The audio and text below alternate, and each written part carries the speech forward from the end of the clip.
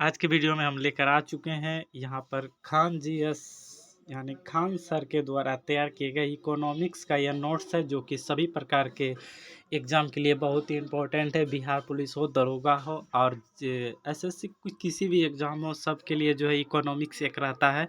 तो चलिए हम लोग जो है यहाँ पर इस सेशन को स्टार्ट करते हैं और यहाँ पर टोटल हम लोग जो है 800 से प्लस क्वेश्चन आज के वीडियो में कवर करेंगे, यानी कम्प्लीटली आप लोग का जो इकोनॉमिक्स है बिल्कुल ख़त्म होने वाले हैं। चलिए स्टार्ट है यहाँ पर से, इसको थोड़ा बड़ा कर लेते हैं। क्वेश्चन है, पूंजी बाजार मुद्रा बाजार से किस संदर्भ में भिन्न है? तो सही आंसर इसका जो यहाँ पर है वो हो जाएगा पूंजी बाजार दीर्घावधि वित्त उधार के लिए है, जबकि मुद्रा बाजार लघु अवधि के लिए है। अगला क्वेश्चन यहाँ पर है, भारतीय रिजर्व बैंक द्वारा खुले बाजार में प्रतिभूतियां बेचने पर निम्न में से क्या होता है? तो इसका सही आंसर जो है वो हो जाएगा ऑप्शन ए, मुद्रा का आपूर्ति घट जाती है। चलिए अगला क्वेश्चन यहाँ पर है और थोड़ा इसको जूमिंग कर लेते हैं। क्या है? नाबार्ड किसका नाम है? सही आंसर इनका जो है वो हो जाएगा ऑप्शन नंबर यहाँ पर सी हो जाएगा, कृषि सहायक विशिष्ट बैंक का है। अगला क्वेश्चन, भारत की निम्नलिखित वित्तीय संस्थाओं पर विचार करें और इसका कूट में उत्तर देना है आप सभी को। इसका सही आंसर जो हो जाएगा यहाँ पर ऑप्शन नंबर ए हो जाएगा, यह हो जाएगा 1 2 3 4। चलिए यहाँ पर देख लेते हैं क्या है। पहला है भारतीय औद्योगिक वित्त निगम, जिसको IFCI कहते हैं, और भारतीय औद्योगिक प्रक्रिया और निवेश निगम ICICI बोलते हैं। भारतीय औद्योगिक विकास बैंक IDBI बोलते हैं, और राष्ट्रीय कृषि एवं ग्रामीण विकास बैंक को नाबार्ड बोलते हैं। चलिए अगला है,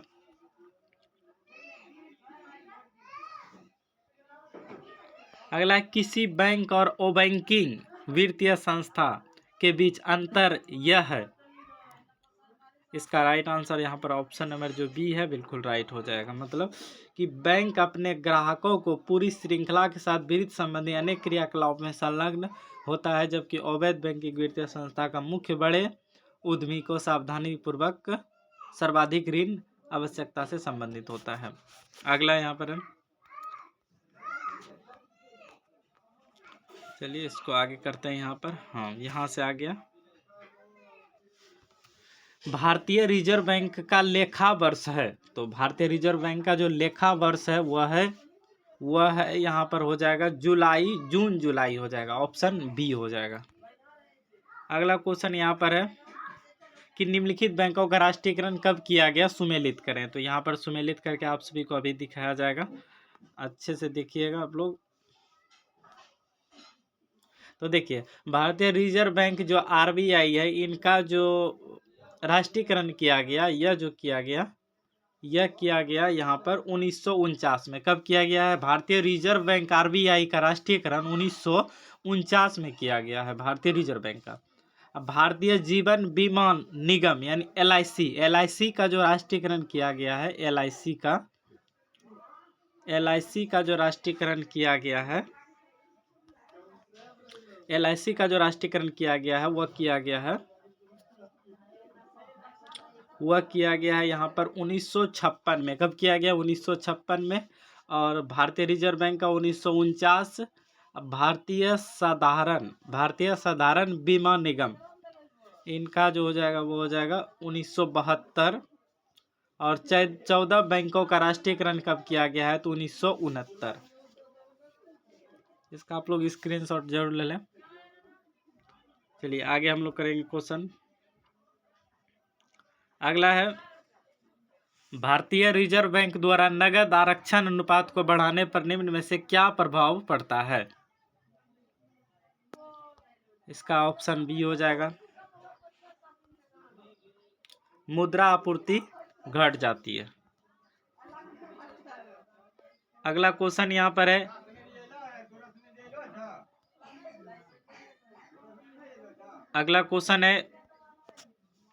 नरसिंघम समिति ने देश में बैंकिंग ढांचे को कितने स्तरीय बनाने की संस्तुति की थी?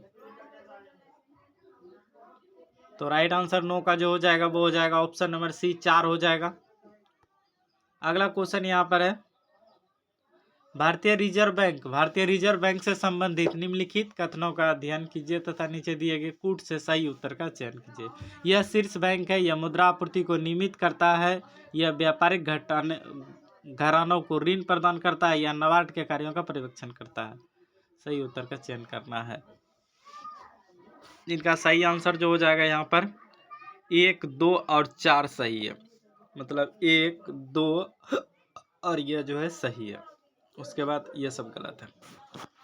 यानी यह शीर्ष बैंक है, यह मुद्रा आपूर्ति को नियमित करता है, उसके बाद यह नाबार्ड के कार्यों का पर्यवेक्षण करता है। चलिए अगला क्वेश्चन यहाँ पर है,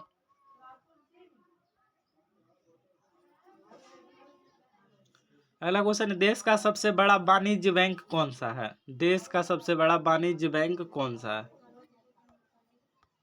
सही आंसर यहाँ पर SBI हो जाएगा, SBI। अरे निम्न कथनों पर विचार करें। देखिए क्या है कथन, भारत में निजी क्षेत्र के बैंकों में भारतीय संप्रवर्तकों के अंश धारक की अधिकतम सीमा पूर्ववत पूंजी के 49% तक है। भारत में निजी क्षेत्र के बैंकों में स्वतः स्वीकृति के दायरे में सभी स्रोत से 74% सीधा विदेश निवेश होती है। तो यहाँ पर सही कथन जो हो जाएगा, केवल जो है 2 नंबर जो है सही है, यह सही है कि भारत में निजी क्षेत्र के बैंकों में स्वतः स्वीकृति के दायरे में सभी स्रोतों से 74% तक सीधे विदेश की अनुमति है। चलिए आगे हम लोग करेंगे क्वेश्चन।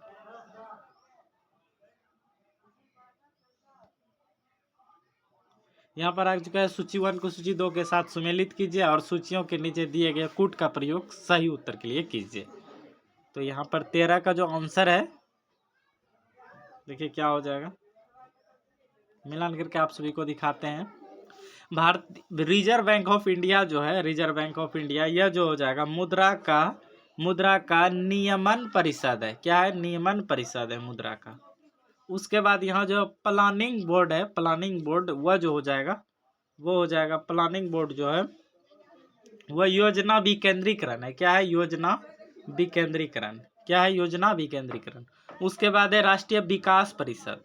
राष्ट्रीय विकास परिषद जो है यह पंचवर्षीय योजना की मंजूरी करता है। क्या करता है? पंचवर्षीय योजना की मंजूरी। उसके बाद है केंद्रीय सांख्यिकी संगठन जो है, यह है राष्ट्रीय आय का आकलन। क्या है? राष्ट्रीय आय का आकलन। तो इस तरह से हमने मिलान किया। स्क्रीनशॉट आप लोग इसका जरूर ले लें, बहुत इंपॉर्टेंट है। अगले क्वेश्चन की ओर चलेंगे हम लोग अब। अगला क्वेश्चन यहाँ पर है, भारत में निम्नलिखित क्षेत्रों में से कौन एक क्षेत्र बचत में सर्वाधिक योगदान करता है? तो राइट आंसर 14 का जो हो जाएगा ऑप्शन नंबर सी हो जाएगा, घरेलू क्षेत्र हो जाएगा, घरेलू क्षेत्र। अगला, निम्नलिखित में से कौन क्लासिक अर्थशास्त्री नहीं है? राइट आंसर जो हो जाएगा यहाँ पर ऑप्शन नंबर डी हो जाएगा, जॉन मैनार्ड कीन्स। उसके बाद यहाँ डेविस रिकार्डो अर्थशास्त्री, क्लासिकल अर्थशास्त्री है, थॉमस माल्थस और ये भी। चलिए अगला क्वेश्चन यहाँ पर है, प्रो अमर्त्य सेन को नोबेल पुरस्कार किस क्षेत्र में उनके योगदान के लिए दिया गया था? आंसर बी नंबर इसका आंसर बिल्कुल करेक्ट है, कल्याण अर्थशास्त्र, वेलफेयर इकोनॉमिक्स। अगला क्वेश्चन, मुद्रापूर्ति को कम करके मुद्रास्फीति को रोकने की प्रक्रिया कहलाती है। 17 का आंसर जो हो जाएगा वो हो जाएगा ऑप्शन नंबर सी हो जाएगा, यहाँ पर विस्फीति हो जाएगा। अगला जो क्वेश्चन यहाँ पर है, यदि आय के उच्च स्तर पर कर की दर बढ़ जाए तो इसे कहा जाता है। तो इसको क्या कहा जाता है? तो इसको जो है आरोही कहा जाता है। क्या कहा जाता है? आरोही कहा जाता है, प्रोग्रेसिव कर। अगला क्वेश्चन है, मूल लागत किसके बराबर होता है? तो मूल लागत जो है परिवर्तित लागत में प्रशासनिक लागत का योग होता है। अगला क्वेश्चन है, विदेश में वस्तुएं घरेलू विक्रय दाम से कम दाम पर बेचने को कहते हैं। विदेश में वस्तुएं घरेलू विक्रय दाम से कम दाम पर बेचने को क्या कहते हैं? तो 20 का आंसर जो है ऑप्शन नंबर यहाँ पर हो जाएगा सी, पाटना उसको बोलते हैं, क्या बोलते हैं? पाटना या डर्पिंग। अगला क्वेश्चन यहाँ निम्नलिखित में कौन सा वर्गीकरण कच्ची सामग्री के आधार पर उद्योग का वर्गीकरण है? 21 का राइट आंसर ऑप्शन नंबर यहाँ पर बी हो जाएगा, प्राथमिक और द्वितीयक हो जाएगा। चलिए आगे हम लोग करेंगे क्वेश्चन।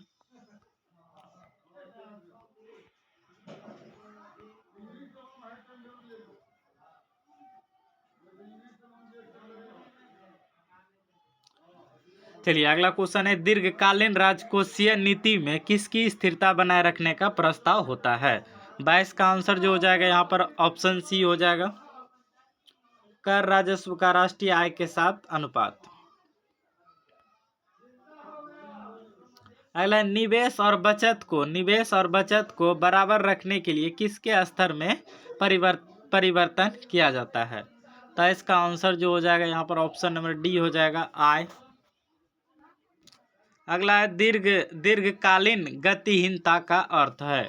24 का राइट आंसर जो हो जाएगा ऑप्शन नंबर यहाँ पर ए राइट हो जाएगा, एक गतिहीन अर्थव्यवस्था हो जाएगा। अगला है, मार्चेट बैंक ऐसी संस्था है जिनका मुख्य प्रयोजन वित्त उपलब्ध कराना है, किनको? तो 25 का आंसर जो हो जाएगा ऑप्शन नंबर बी हो जाएगा यहाँ पर, देश के बीच अंतर्राष्ट्रीय व्यापार के लिए। अगला क्वेश्चन यहाँ पर, निम्नलिखित में से वह राज्य कौन सा है जिसका वित्तीय लेन देन भारतीय रिजर्व बैंक के माध्यम से नहीं किया जाता है? 26 का राइट आंसर जो हो जाएगा ऑप्शन नंबर सी हो जाएगा यहाँ पर, अरुणाचल प्रदेश है। अगला है, किसी अर्थव्यवस्था की सामाजिक आधारित संरचना के घटकों में क्या आते हैं? तो 27 का आंसर जो हो जाएगा ऑप्शन नंबर यहाँ पर बी हो जाएगा, शिक्षा, स्वास्थ्य एवं अन्य नागरिक सुविधाएं। अगला क्वेश्चन यहाँ पर है, भारत सरकार ने सभी वाणिज्य बैंकों के लिए यह बाध्यकारी कर दिया है कि वे सरकारी प्रतिभूतियां खरीदने के लिए अपनी नकदी का कुछ अंश खर्च करें। इसको निम्नलिखित में से क्या कहा जाता है? तो इनको क्या कहा जाता है? तो इनको कहा जाता है नकदी रिजर्व अनुपात कहा जाता है, नकदी रिजर्व अनुपात। अगला, ICICI, DBI आदि जैसी अधिसूचित कंपनियों के शेयरों या डिवेंचरों में निवेशित वह अधिकतम राशि कितनी होती है जिस पर निवेशित राशि के 20% तक आयकर में छूट मिल सकती है? राइट आंसर 29 का जो हो जाएगा ऑप्शन नंबर सी हो जाएगा यहाँ पर, 20,000 रुपया। अगला, किसी कर का लक्षण समस्त इक्विटी होता है यदि उसकी देयता, राइट आंसर 30 का जो हो जाएगा ऑप्शन नंबर ए यहाँ पर राइट है, करदाताओं की आय की समानुपातिक हो।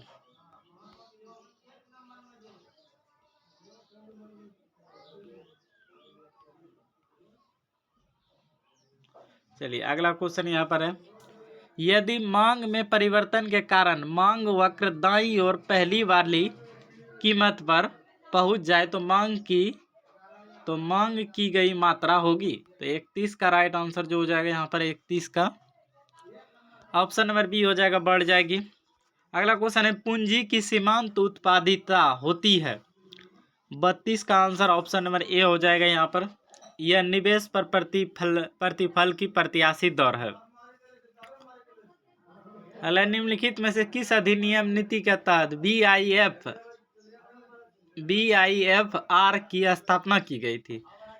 33 का आंसर जो हो जाएगा यहाँ पर ऑप्शन सी हो जाएगा, बीमार औद्योगिक कंपनी अधिनियम।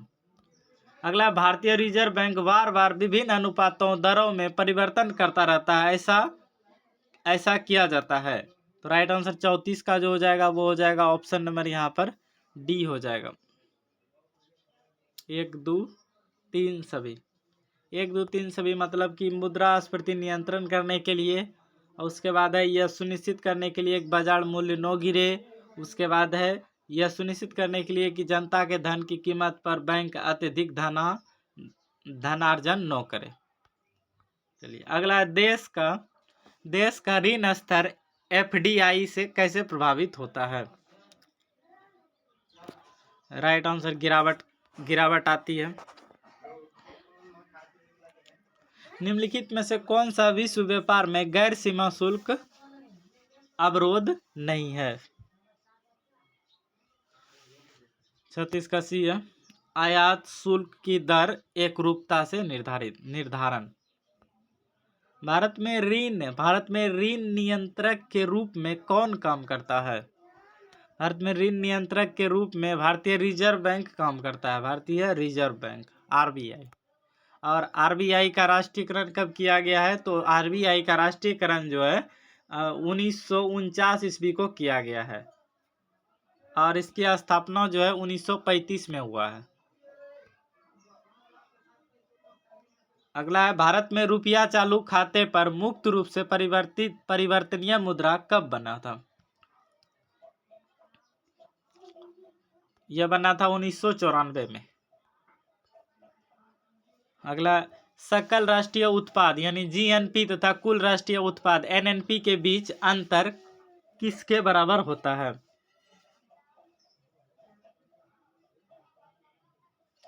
इनका right answer option number D हो जाएगा, पूंजी मूल्यह्रास। अगला, अल्पकालीन सरकारी प्रतिभूति पत्र को क्या कहा जाता है? 40 का right answer option number D हो जाएगा यहाँ पर, ट्रेजरी बिल।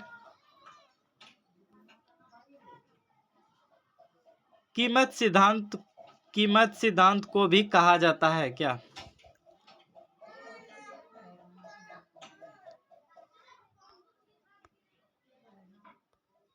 ऑप्शन डी हो जाएगा यहाँ पर,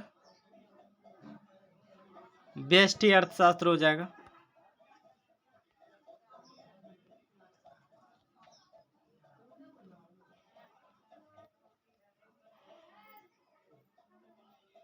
अगला है, जनांकीय अभिलक्षणों के आधार पर भारत का वर्गीकरण जनसंख्या चक्र के किस चरण में किया गया है? तो हो जाएगा सही ऑप्शन बी जो है, उच्च स्थिर चरण। कोई फर्म साम्यावस्था में होती है जब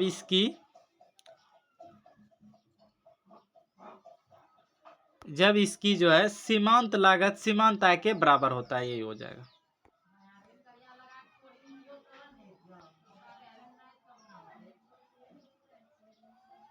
दृश्य निर्यात और दृश्य आयात के बीच के अंतर को कहते हैं?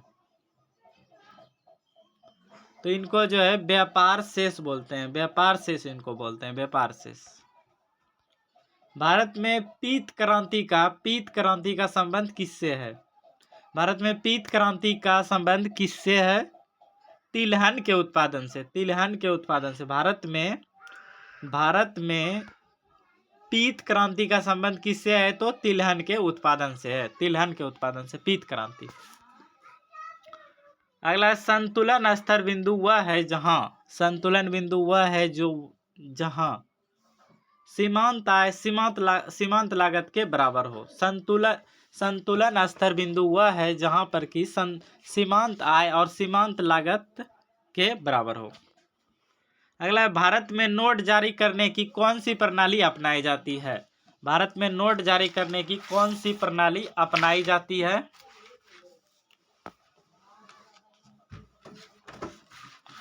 भारत में नोट जारी करने की कौन सी प्रणाली अपनाई जाती है? तो वह जो प्रणाली अपनाया जाता है, न्यूनतम आरक्षण प्रणाली अपनाई जाती है, न्यूनतम आरक्षण प्रणाली। भारत में औद्योगिक लाइसेंसिंग नीति का एक उद्देश्य यह सुनिश्चित करना था कि, तो राइट आंसर हो जाएगा यहाँ पर ऑप्शन डी, विभिन्न प्रदेशों में संतुलन औद्योगिक विकास हो। अगला है, शिक्षा का विषय जो है किस सूची में आता है? शिक्षा का विषय जो है यह समवर्ती सूची में आता है। किस सूची में आता है? समवर्ती सूची में आता है। शिक्षा का अधिकार जो है, शिक्षा का विषय समवर्ती सूची में आता है। अगला है, निम्नलिखित में से किन देशों ने राज्य की मुख्य नीति के रूप में सरकारी उद्योगों का निजीकरण करना शुरू किया? 15 का राइट आंसर जो है ऑप्शन नंबर यहाँ पर है, मार्गरेट थैचर के अधीन यूके। अगला, निम्नलिखित में से वह प्राधिकारी कौन सा है जो भारत की समेकित निधि से राज्यों के राजस्व सहायता अनुदान पर लागू होने वाले सिद्धांतों की सिफारिश करता है?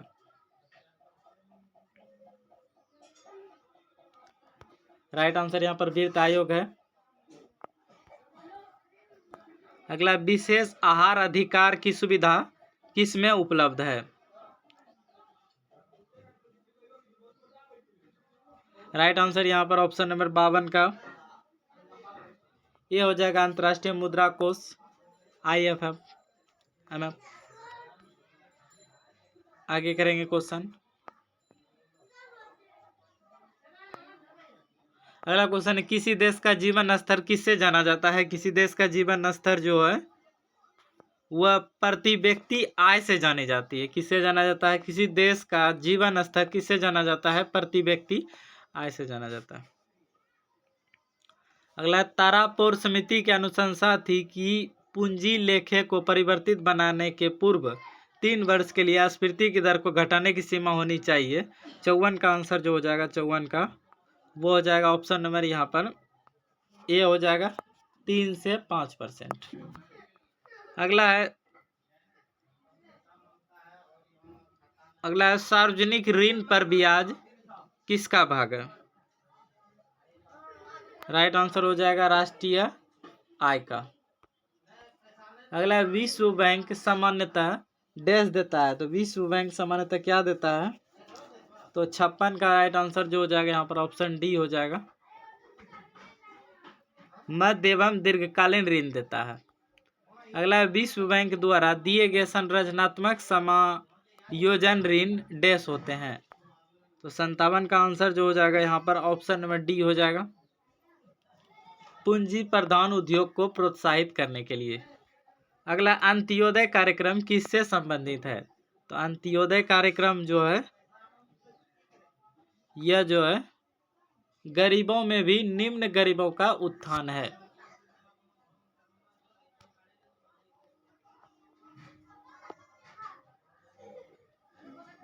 अगला, निम्नलिखित में से कौन सी शर्त है जो भारत के विकास के लिए आवश्यक नहीं है? तो 59 का आंसर जो हो जाएगा 59 का वो हो जाएगा ऑप्शन नंबर यहाँ पर सी हो जाएगा, जनसंख्या वृद्धि हो जाएगा। अगला है, कृषि संबंधी तकनीकी का प्रचार आसान नहीं है, इसका कारण है। तो 60 का आंसर जो हो जाएगा 60 का ऑप्शन डी हो जाएगा यहाँ पर, ऑप्शन डी उपयुक्त सभी हो जाएगा। मतलब इसे स्थानीय जरूरत के अनुसार अपनाना होता है। ग्रामीण लोग इसे स्वीकार नहीं कर पाते हैं। किसान को डर रहता है कि उसकी भूमि पर किया गया प्रयोग असफल न हो जाए। अगला यहाँ पर है, गांधी जी के विदेशी वस्तुओं के बहिष्कार के आंदोलन का लक्ष्य क्या था? गांधी जी के विदेशी वस्तुओं के बहिष्कार के आंदोलन का लक्ष्य था, यह जो लक्ष्य था वह था कुटीर उद्योग को प्रोत्साहन। विदेशी वस्तुओं का बहिष्कार का जो उनका मूल्य लक्ष्य था वह था कुटीर उद्योग को प्रोत्साहन मिलना। अगला है, मूल्य ह्रास किसके बराबर होता है? मूल्य ह्रास जो है सकल राष्ट्रीय उत्पाद निवल राष्ट्रीय उत्पाद के बराबर होता है। अगला, भारत में योजना आयोग का गठन जो है किस वर्ष हुआ था? भारत में योजना आयोग का जो गठन है वह किस वर्ष हुआ था? इसका right answer option number B हो जाएगा, 1950 में हुआ था, 15 मार्च 1950। आगे क्वेश्चन करेंगे।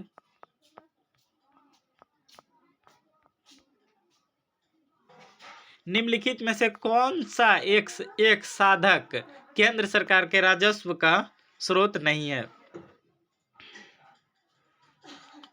इनका राइट आंसर ऑप्शन सी हो जाएगा, कृषि आयकर हो जाएगा। अगला है, व्यापार नीति में शामिल है निर्यात एवं आयात नीति।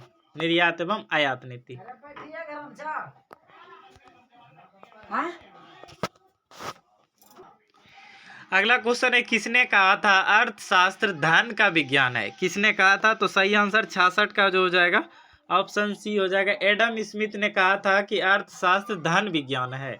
आगे, भारतीय जनसंख्या के इतिहास में किस काल अवधि को आगे की ओर एक बड़ी छलांग कहा जाता है। तो राइट आंसर 67 का जो हो जाएगा ऑप्शन नंबर ए हो जाएगा यहाँ पर 1921 से 31 के बीच के काल को।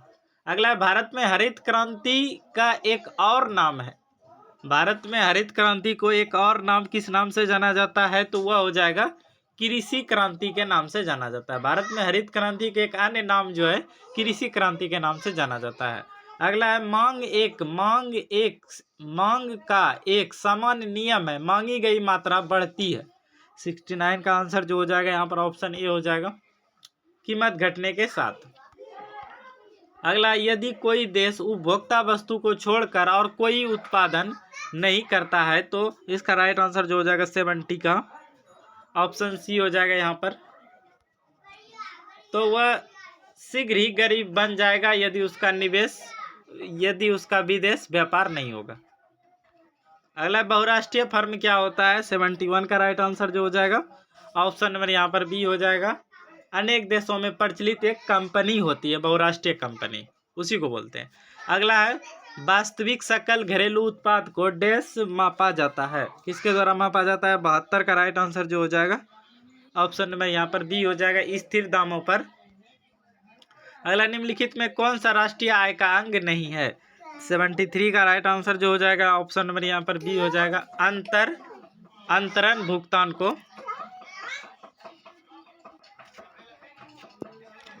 अगला, ऊपरी लागत का आशय उन खर्चों से है जो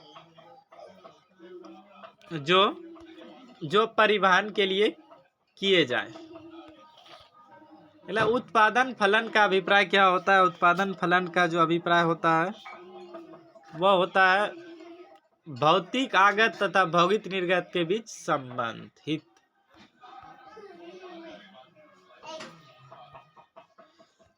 आगे क्वेश्चन करेंगे,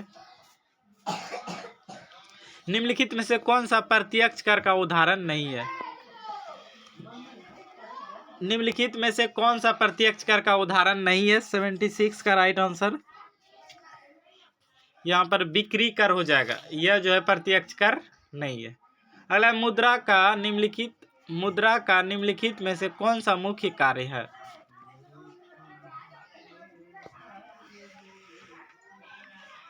मुद्रा का निम्नलिखित में से कौन सा मुख्य कार्य है? 77 का आंसर जो है ऑप्शन डी हो जाएगा, मूल्य का मापन हो जाएगा। अगला, समाजवादी तथा पूंजीवादी राष्ट्रों में होता है, क्या होता है? 78 का राइट आंसर ऑप्शन बी हो जाएगा, विभिन्न प्रकार की मूल आर्थिक समस्याएं होती है। अगला, निम्नलिखित में से किसके बदले वेट आरोपित किया जा रहा है? 79 का आंसर जो हो जाएगा ऑप्शन नंबर ए हो जाएगा, बिक्री कर। 80 का क्वेश्चन है, मिश्रित अर्थव्यवस्था का अर्थ है, तो इसका सही आंसर जो हो जाएगा ऑप्शन नंबर यहाँ पर सी हो जाएगा, सार्वजनिक तथा निजी क्षेत्र का सह-अस्तित्व हो जाएगा। अगला, भारत में बेरोजगारी की समस्या का अस्थायी समाधान प्राप्त किया जा सकता है केवल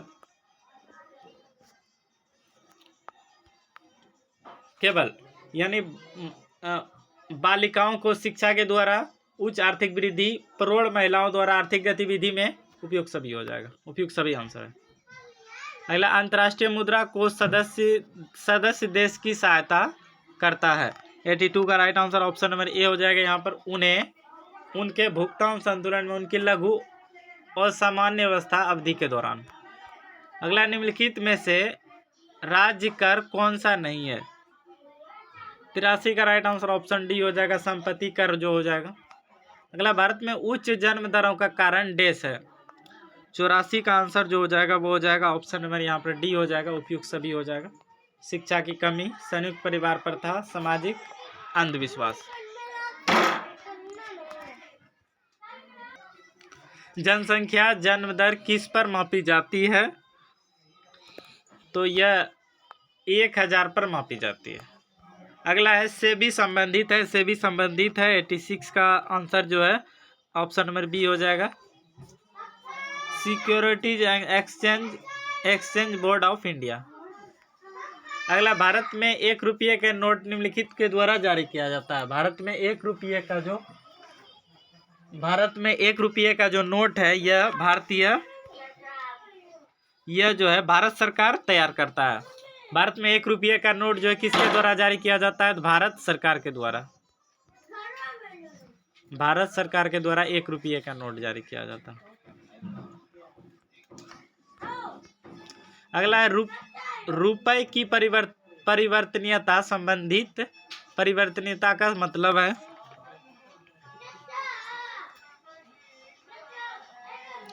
तो इसका मतलब है रुपये को अन्य प्रमुख मुद्राओं या उनके विपरीत रुपये में परिवर्तित कर देना। अगला 89 नंबर, निम्नलिखित में से किसका तात्पर्य वृत्त घटा से है?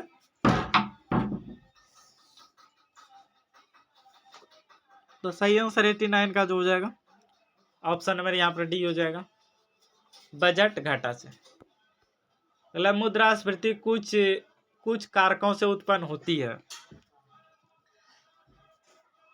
इसका यहाँ पर भी है 1, 2 और 3, मतलब वे कारक जिसमें मांग में बढ़त आती है, वे कारक जिसमें आपूर्ति में कमी आती है, अर्थव्यवस्था की संरचना दृढ़ता है।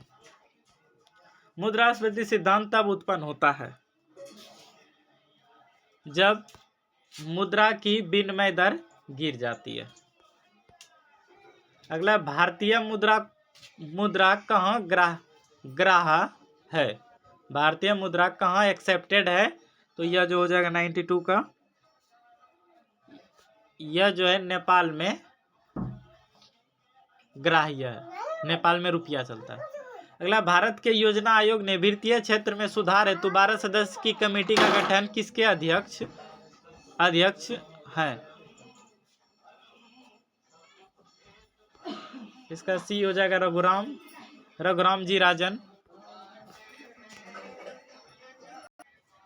क्या भारत के योजना आयोग ने वित्तीय क्षेत्र में सुधार हेतु 12 सदस्य की कमेटी का गठन किया? इसके अध्यक्ष जो हैं वह रघुराम जी राजन है। कौन है? रघुराम जी राजन। अगला है, जब कभी दीर्घकाल में भुगतान संतुलन की समस्या गंभीर हो जाती है तो भारत पर दबाव डाला जाता है। राइट आंसर ऑप्शन डी हो जाएगा, प्रभुत मात्रा में ऋण तथा जमा हेतु विदेश जाने के लिए। अगला, जैसे जैसे उत्पादन बढ़ता है औसत कुल लागत एवं औसत चल लागत में अंतर 95 का आंसर ऑप्शन नंबर सी हो जाएगा, घटता है। अगला, भारतीय सांख्यिकी संस्थाएं कहाँ स्थित है? 96 का ऑप्शन नंबर डी हो जाएगा, कलकत्ते में है। अगला है, भारतीय रुपये के लिए एक प्रतीक रुपया अपनाया गया है। रुपये से पूर्व विश्व की कितनी अन्य मुद्राओं को अपनाया पहचान चिन्ह था? तो 97 का 1 हो जाएगा, 4 हो जाएगा। चलिए अगला क्वेश्चन यहाँ पर है, कथन भारत एक समृद्धशाली देश है जिसमें गरीब लोग निवास करते हैं का तात्पर्य है 98 का राइट आंसर जो है ऑप्शन नंबर डी हो जाएगा। देश में मूल्यवान विस्तृत संसाधन लेकिन उनका उचित प्रकार से दोहन नहीं हुआ है। अगला 99 नंबर क्वेश्चन है, संतुलन कीमत वह कीमत है जिसमें 99 का ऑप्शन नंबर डी हो जाएगा, पूर्ति और मांग सम होता है। 100 नंबर क्वेश्चन है, वर्थ वर्ल्ड शब्द का उपयोग किन के संदर्भ में किया जाता है? तो 100 का आंसर ऑप्शन नंबर ए हो जाएगा, यहाँ पर विकासशील देश के लिए, ऑप्शन ए।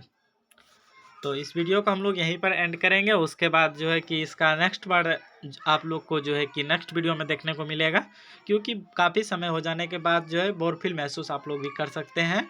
तो इसका जो है कि और इसमें जो है कि यह खान सर के द्वारा तैयार किया गया यह जो है कि नोट्स हैं टोटल इकोनॉमिक्स का, जो कि आप लोग किसी भी एग्जाम की तैयारी कर रहे हैं तो उनके लिए बहुत ही इंपॉर्टेंट है। और इनका नेक्स्ट पार्ट बहुत जल्द आएगा, तो उनको देखने के लिए इस चैनल को आप लोग जरूर ज्वाइन करें और वीडियो को लाइक करके अपने दोस्तों के साथ शेयर कर दें। मिलते हैं इस तरह के नेक्स्ट वीडियो में, तब तक के लिए जय हिंद, वंदे मातरम।